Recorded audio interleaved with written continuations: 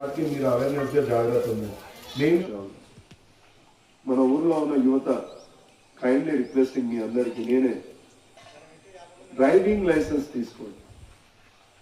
మీకు driving licence లేవంటే వాటికి ఎట్లా వెళ్ళాలో మీకు అవేర్నెస్ లేకుంటే దానికి ఒక ప్రోగ్రామ్ నేను డ్రైవింగ్ లైసెన్స్ చేసే ఏజెంట్ని ఆర్టీఓ ఏజెంట్ని ఇక్కడనే నియమిస్తా. అప్కమింగ్ లో దానికి ఒక ప్రోగ్రామ్ పెడతా. మీరు ఎవరికి లేవో లైసెన్స్ 2 వీలర్ అయినా 4 వీలర్ అయినా వాళ్ళకి ఏమేమి పత్రాలు కావాలో ఆ అవేర్నెస్ గా నేను అన్ని డీటెయిల్స్ తీసుకొని గ్రూప్ లో ఫార్వర్డ్ చేసి మీకు ఆ డ్రైవింగ్ లైసెన్స్ ఇప్పిస్తా.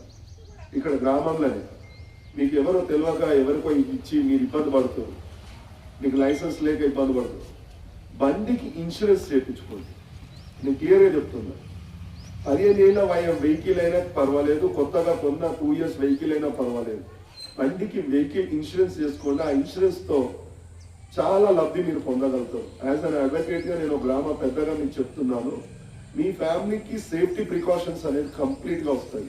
ఏదైనా జరగని సంఘటన ఏదైనా జరిగినా ఆ ఇన్సూరెన్స్ తో you can claim your amount. 1 లక్ష 2 లక్షలు కాదు, 10-20 లక్షలు మీ ఫ్యామిలీకి ఇన్సూరెన్స్ కంపెనీ ఇస్తుంది. చిన్న వెహికల్ ఎందుకులే మనకి 10 సార్ అన్నారు 1000 రూపాయలతో మనకి ఏంది అని మనం పక్కన పెట్టుకొని హెల్మెట్ అంటాం. 1000 రూపాయలు బైక్ ఇన్సూరెన్స్ అని మనకి ఎందుకులే, 1200-1500 ఇన్సూరెన్స్ ఎందుకులే. నెలకి 120 రూపాయలు. మీరు యూత్ ఒక బీరు తాగే బాటిల్ విలువ కాదు, నెలకి 120 రూపాయలు. Yearly it comes to 1400 to 1600 మధ్యలో మీ వెహికల్ కి ఇన్సూరెన్స్ కంపెనీ వాళ్ళు చేపిస్తారు. అది మీకు అవేర్నెస్ లేకుంటే ఇక్కడ ఒక క్యాంపెయిన్ కూడా నేను చేపిస్తాను. నెక్స్ట్ లో గ్రామ సభలో పెట్టిస్తా. నెక్స్ట్ గ్రామ సభలో ఇన్సూరెన్స్ కంపెనీ వాళ్ళతో అవేర్నెస్ క్యాంపింగ్ పెట్టిస్తా. As well as driving licence agent వాళ్ళ క్యాంపింగ్ కూడా ఇక్కడ పెట్టిస్తా.